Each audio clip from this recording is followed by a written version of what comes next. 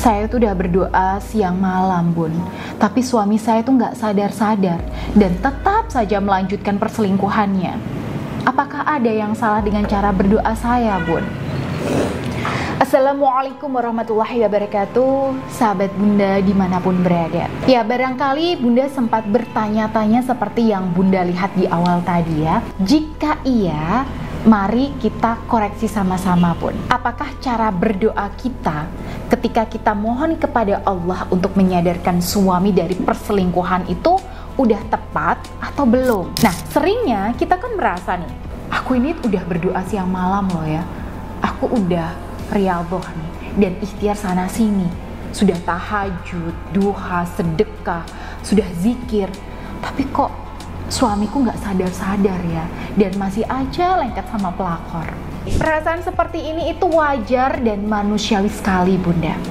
Kita ya sebagai istri yang terzolimi inginnya suami itu segera sadar, segera dapat hidayah, dan ingin ya agar harapan kita itu segera dikabulkan sama Allah. Tapi tahu nggak, Bunda, kalau sebenarnya bisa jadi ada yang nggak pas pada harapan kita sama Allah. Ya bisa jadi kadar pengharapan kita terhadap doa-doa kita tentang suami itu terlalu banyak, terlalu kental, porsinya itu terlalu banyak, Bun. Sebenarnya nggak ada yang salah dengan berharap sama Allah. Yang salah adalah ketika kita cenderung memaksa Allah dengan doa kita. Jadi yang kita khawatirkan sebenarnya itu adalah, aduh, jangan-jangan selama ini kita terkesan memaksa Allah nih, memposisikan Allah sebagai tombol ajaib untuk menuruti keinginan pribadi kita. Padahal kita tahu Allah itu Tuhan yang maha kuasa dan maha berdiri sendiri, yang tentunya ya tidak mau diatur-atur oleh hambanya. Ya ibaratnya nih, Bun, kalau Allah bisa ngomong pakai bahasa manusia nih, Bun, mungkin mau bilang ke kita nih, emang kamu siapa ngatur-ngatur saya? Harusnya kan saya yang ngatur kamu. Saya kan yang lebih tahu apa kebutuhan kamu. Saya kan yang paling mengerti apa yang terbaik buat kamu. Nah, mak jelek kan, Bun, kalau udah digituin sama Allah. Karena itu, yuk Bun, kita perbaiki cara berdoa kita. Ya, siapa tahu dengan sikap berdoa yang lebih baik, maka Allah itu berkenan untuk mengabulkan harapan kita dengan penuh cinta dan penuh ridho. Sehingga nantinya suami di sini tuh nggak cuma kembali setia sama kita, nggak cuma suami di sini berani memutuskan hubungan haramnya dan menghentikan perselingkuhannya, tapi juga Allah berikan barokah dalam pengabulan doa kita.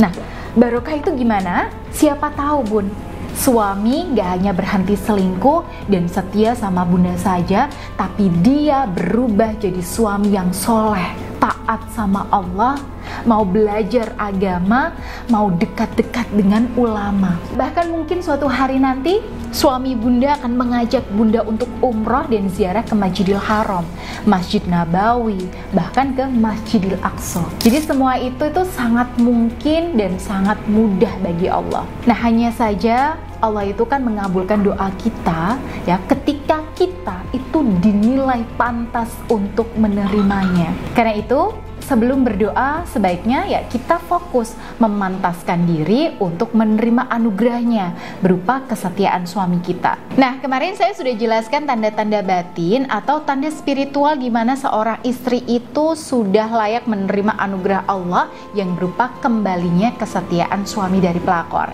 Nah, buat Bunda yang belum nonton, oke, bisa klik di sebelah sini ya, Bun.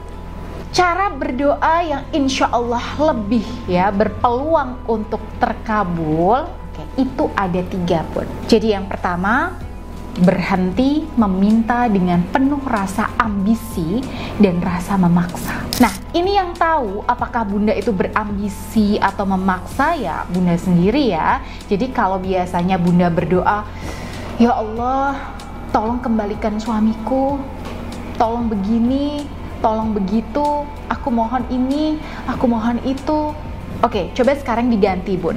Oke, bukan salah ya, Bun, tapi hanya perlu diperbaiki supaya tidak terkesan memaksa Allah. Nah, gimana cara memperbaikinya? Oke, masuk ke poin kedua, yaitu mulailah dengan menghadirkan rasa syukur kepada Allah, Bun. Jadi Bunda bisa mulai dengan berdoa begini, ya Allah, Meskipun saat ini rumah tanggaku sedang tidak baik-baik saja, tapi ternyata anak-anakku masih sehat. Aku masih sehat, karirku masih lancar, bisnisku juga masih jalan. Orang tuaku masih sehat, tetangga-tetanggaku di sini juga nggak ada yang jahat sama aku. Teman-temanku di sini banyak yang mendukung. Semua ini adalah bentuk nikmat darimu ya Allah. Ya bahkan kalau Bunda sudah ikut program bimbingan saya dan resmi menjadi klien saya, Bunda bisa syukuri juga. Ya meskipun suamiku di sini selingkuh, tapi Engkau mulai memberikan aku jalan keluar melalui perantara Bunda Ayu Puspita. Pokoknya di sini apapun kenikmatan yang Bunda masih bisa rasakan di tengah gempuran cobaan perselingkuhan suami, Bunda itu tetap sebutkan semua dengan penuh penghayatan ya, kenikmatan yang Allah berikan kepada Bunda dengan penuh rasa syukur, dan kemudian rasakan pelan-pelan di dada Bunda. Rasanya itu pasti akan ada hawa-hawa sejuk yang membuat hati Bunda lebih lega. Hati Bunda akan terasa lebih plong. Semakin Bunda menyebut kenikmatan-kenikmatan dari Allah, maka rasanya itu akan semakin lapang, semakin nikmat, semakin damai. Karena Allah berfirman, barang siapa mensyukuri nikmatku, akan aku tambah kenikmatan baginya. Setelah Bunda menghadirkan rasa syukur ini, maka secara otomatis tubuh Bunda ini akan memancarkan energi aura yang jauh lebih positif. Apalagi kalau sebelum berdoa tadi, itu Bunda sudah awali dengan memperbanyak zikir terlebih dulu. Misalnya nih, mengamalkan Asma Ar-Rahman yang saya ijazahkan dengan wasilah tasbih Karomah Ar-Rahman yang Bunda amalkan ketika mengikuti bimbingan saya. Nah, dengan kondisi aura yang jauh lebih positif ya, lebih berkah dari rasa syukur ini, di step berikutnya Bunda sebutkan tujuan dari sadarnya suami Bunda dari perselingkuhan. Jadi nggak cuma, ya Allah, aku minta suamiku sadar dan mau memutuskan selingkuhannya. Gak cuman itu Bun, tapi setelah itu Bunda sebutkan, ya Allah, seandainya Engkau berikan kesadaran untuk suamiku, maka tentunya aku akan merasa lebih bahagia lagi ya Allah. Engkau beri nikmat segini aja, rasanya itu luar biasa. Apalagi kalau Engkau kembalikan cinta dan kesetiaan suamiku. Gak kebayang gimana bahagianya hambamu ini ya Allah. Nanti suamiku bisa jadi imam yang baik, suami yang soleh, bisa ngasih contoh yang baik buat anak-anak, dan anak-anak bisa lebih bahagia, dan Engkau pun akan lebih meridhoi rumah tangga kami ya Allah. Yaitu Bunda sebutkan semua nih tujuan Bunda satu persatu, sambil Bunda bayangkan secara nyata dan hadirkan perasaan bahagia Bunda. Nah, ketika Bunda bisa memvisualisasikan dan merasakannya secara nyata, maka itu artinya Bunda sudah berhasil berhusnuzon sama Allah, dan Allah itu cenderung mengikuti prasangka hambanya. Nah, lalu yang keempat, ya, untuk membantu mempercepat terkabulnya hajat Bunda, doakan orang-orang yang senasib sama Bunda, bahkan orang-orang yang lebih buruk nasibnya sama Bunda. Bunda rasakan penderitaan istri-istri lain di luar sana yang diuji dengan ujian yang menurut Bunda di sini tuh lebih berat. Misalnya nih, Bunda diuji dengan suami yang selingkuh, tapi kebetulan suami Bunda ini masih pulang ke rumah, masih tidur di rumah, masih menafkahi Bunda.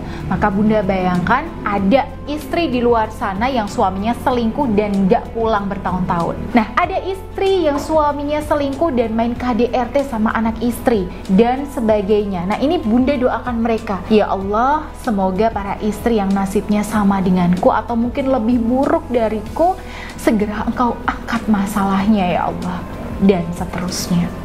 Nah, Bunda bisa lanjutkan dan detailkan sendiri doa Bunda sesuai kondisi yang Bunda alami ya. Baik, semoga video ini bermanfaat dan silahkan Bunda bisa praktekkan. Nah, jika ada perkembangan baik atau ada kendala apapun, silahkan Bunda bisa konsultasikan secara privat dengan saya. Atau kalau Bunda membutuhkan bimbingan spiritual yang profesional, silahkan Bunda bisa daftar saja melalui nomor yang tertera di sini. Baik, saya Bunda Ayu. Wassalamualaikum warahmatullahi wabarakatuh.